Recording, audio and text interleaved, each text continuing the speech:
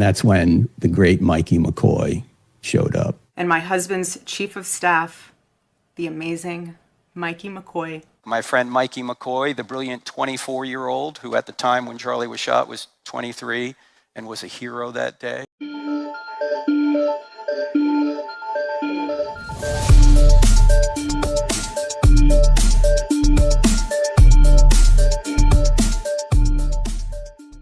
Hi guys, so I just finished filming my video on Charlie Kirk's sister and her alleged leaked text messages between her and her brother, Charlie. I also touched upon Mikey McCoy, or Mikey Judas McCoy, because as you probably know by now, he was working at TPUSA. He was the head of staff, I think, at TPUSA, Turning Point USA, and he was Charlie's friend, one of his best friends, allegedly. I tried to find information on him online after seeing that video of him running away when Charlie got shot. That was very suspicious. You have to agree with me on that. He said that he was running away to call Erica because that's what he was told. In case something happens, he needs to call Erica. Don't help his friend who's dying. Go call his wife and tell her that he's dead, even though you don't know he's dead. What I managed to find online about this guy is that his full name is Mikey Michael McCoy,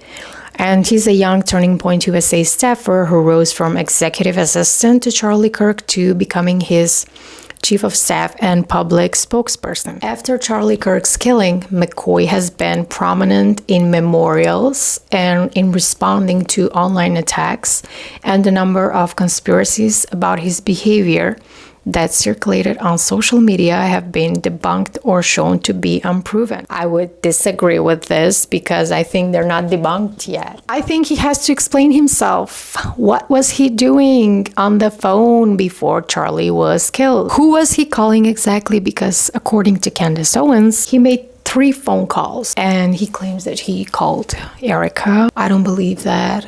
And also his behavior after Charlie was shot was not natural. I wouldn't have reacted in that manner. I would have got there and helped my friend stop the bleeding, even if it meant dying in the process. Charlie told this fucking douche to quit college or not to go to college at all and come work for him. And in my opinion, that's one of his mistakes. He also supported Erica Kirk's succession, but I think that he wants to take her place. In my opinion, he wanted to replace Charlie, not Erica. Public profiles and interviews describe Mikey McCoy as having met and worked closely with Kirk for several years. Some say he connected with Charlie when TPUSA was still small. Others give later dates, so exact year claims in social posts vary and aren't all consistent. The reliable reporting emphasizes the mentor/assistant/chief of staff relationship rather than a single dramatic quote-unquote how we met moment. I think that he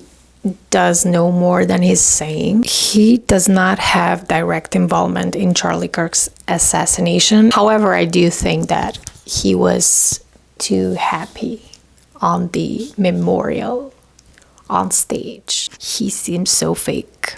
All of the people at TPUSA at the moment seem so sus and fake to me. I don't know if that's the same with everyone else. What do you think? Do they seem fake to you? And you know what? We are justified at thinking that they are sus because they have moved on too quickly. They aren't asking too many questions and they are constantly defending themselves instead of teaming up with Candace Owens and people like her who are trying their best at uncovering the true killer of Charlie Kirk.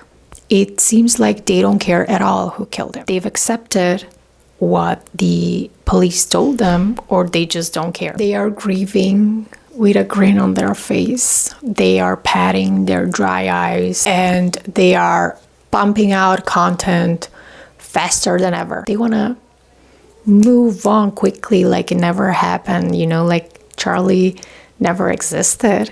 They're gonna mention him here and there, but they're too focused on continuing his work. I don't know. I don't believe them. Do you? Share in the comments below. Thank you for watching, guys. Like, subscribe, share, and see you in my next one. Bye.